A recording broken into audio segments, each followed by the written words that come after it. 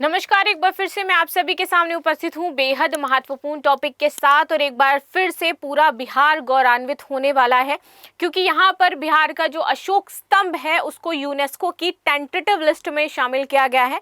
आखिर ये tentative list क्या होती है, कैसे शामिल किया जाता है, तो चलिए इसी के बारे में बातचीत कर लेते हैं। और बिहार अब वर्ल्ड वाइड जाना जाएगा, यानी कि बिहार की जो लोकप्रियता है पूरा विश्व बिहार के बारे में जानेगा। तो चलिए इसी के बारे में समझ लेते हैं। एक तो हम नालंदा से वैसे ही हिस्ट्री हमारी शुरू करते हैं, वैसे ही बहुत ज्यादा फेमस है। एंशिएंट में भी बिहार बहुत फेमस रहा है। मगध आप सभी जानते ही होंगे, पाटलिपुत्र जो चंद्रगुप्त मौर्य थे। तो अब बात कर लेते हैं थोड़ा सा इस न्यूज के बारे में। अशोक पिलर्स, बिहार लोरिया नंदागढ़ टाउन, यहाँ पर आपका ये पड़ता है। तो हाल ही में बिहार के पश्चिमी चंपारण जिले में लोरिया नंदनगढ़ और रामपुरवा स्थित अशोक स्तंभ को यूनेस्को की अस्थायी सूची, जिसको हम टेंटेटिव लिस्ट कहते हैं, इसमें शामिल किया गया है। इन्हें मौर्य मार्गों पर अशोक शिलालेख स्थलों के लिए क्रमिक नामांकन के तहत सूचीबद्ध किया गया है। ये है आपका वो बिहार में जो अशोक स्तंभ आपका स्थित हो जाता है, लोरिया नंदनगढ़ का अशोक स्तंभ। पश्चिमी चंपारण के लोरिया नंदनगढ़ में स्थित अशोक स्तंभ जो मौर्य सम्राट अशोक थे, इनके शासनकाल का महत्वपूर्ण अवशेष माना जाता है इसको। और इस स्तंभ पर ब्राह्मी लिपि से शिलालेख आपके अंकित है। सेम इसी तरीके का आपका एक लौह स्तंभ हमें कहाँ मिलता है देखने को, दिल्ली में कहाँ, जो हम कुतुब मीनार जाते हैं वहां पर एक ऐसा ही सेम टू सेम लौह स्तंभ है, और उसमें भी ब्राह्मी लिपि से ही लिखा गया है, ठीक है, और वो भी अशोक का ही स्तंभ कहा जाता है। आगे बात करते हैं रामपुरवा का अशोक स्तंभ। तो यह स्तंभ भी पश्चिमी चंपारण जिले में स्थित है और इसका शीर्ष भाग बेल के आकार का है, और यह स्थान पुरातात्विक दृष्टि से अत्यंत महत्वपूर्ण हो जाता है। मौर्य मार्गों पर अशोक शिलालेख स्थलों के लिए क्रमिक नामांकन, तो यूनेस्को जो है वो अस्थायी सूची में भारत द्वारा प्रस्तुत 2025 की अगर बात करें तो उसमें शामिल है।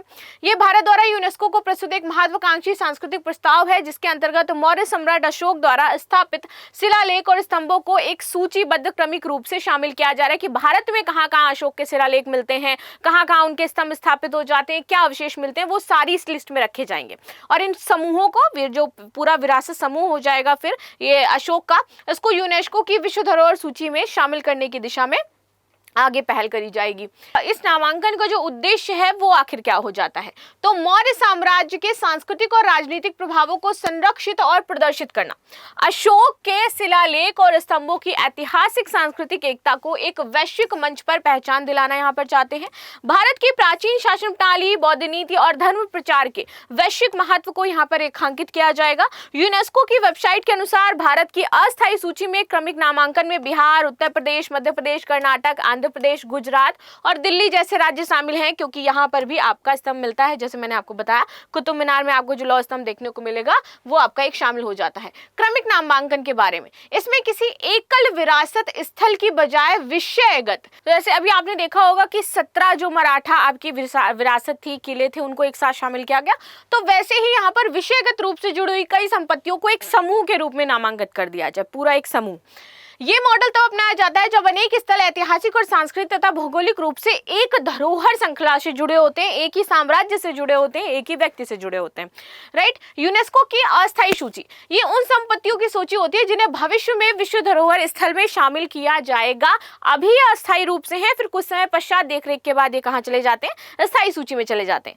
अस्थायी सूची में शामिल होना विश्व धरोहर नामांकन के लिए पहली शर्त होती है। तो अभी क्या है, अस्थायी सूची में है, और जल्द ही आपका ये बिहार का जो स्तंभ आपने देखा जो लोरिया में है वो आपका क्या हो जाएगा, स्थायी होने वाला है। तो आप सभी को प्राउड फील करना चाहिए। अगर कोई भी मुझे यहाँ से देख रहा है, पूर्वी चंपारण लोरिया गांव से देख रहा है, तो मुझे जरूर कमेंट करके बताना कि आप कहाँ से मुझे देख रहे हो और ये न्यूज़ सुनकर के आपको कैसा लग रहा है।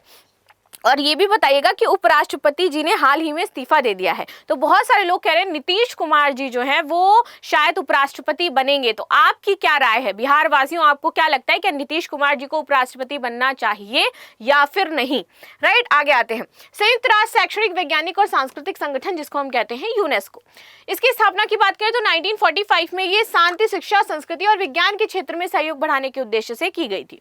यूनेस्को विश्व धरोहर स्थलों, अमूर्त सांस्कृतिक विरासत है और शिक्षा व विज्ञान, इन कार्यों को, ये जो कार्यक्रम होते हैं, इनको बढ़ावा देता है बेसिकली। इसके मुख्यालय की बात करूं तो पेरिस, फ्रांस में हो जाता है, और भारत 1946 से इसका सदस्य जुड़ा हुआ है।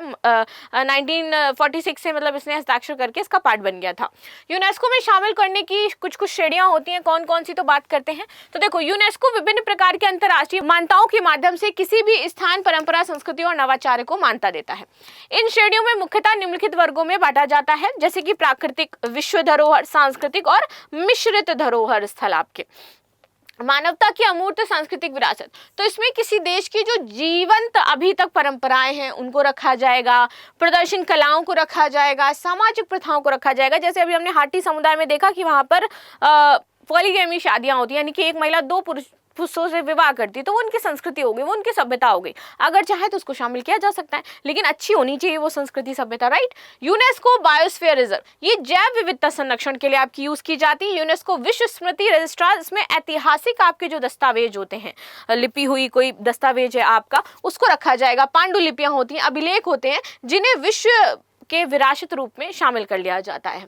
यूनेस्को क्रिएटिव सिटीज नेटवर्क, तो यहाँ पर गैस्ट्रोनॉमी, संगीत, साहित्य, design, film, media, arts and crafts and लोक कला। तो हाल ही में गैस्ट्रोनॉमी में आपका कौन सा शामिल हुआ है? उत्तर प्रदेश के लखनऊ को शामिल किया गया है, तुरंत हाल ही में, अभी 1-2 महीने पहले उसको ऐड किया गया है। ये लेटेस्ट एडिशन है यहाँ पर गैस्ट्रोनॉमी में भारत की तरफ से। तो ये थी न्यूज जो हमने डिस्कस करी। मिलते हैं नेक्स्ट क्लास में, तब तक के लिए धन्यवाद। लाइक शेयर सब्सक्राइब करना बिल्कुल भी ना भूलें and thank you so much. Last में क्वेश्चन है कि मौर्य मार्गों पर अशोक शिलालेख स्थलों का क्रमिक नामांकन प्रस्ताव किस वर्ष यूनेस्को को सौंपा गया था? 2022, 23, 24, 25। ठीक है, तो जो भी राइट आंसर है आप सभी मुझे जरूर बताइएगा। मिलते हैं नेक्स्ट क्लास में, तब तक के लिए धन्यवाद। लाइक शेयर सब्सक्राइब करना बिल्कुल भी ना भूलें and thank you so much.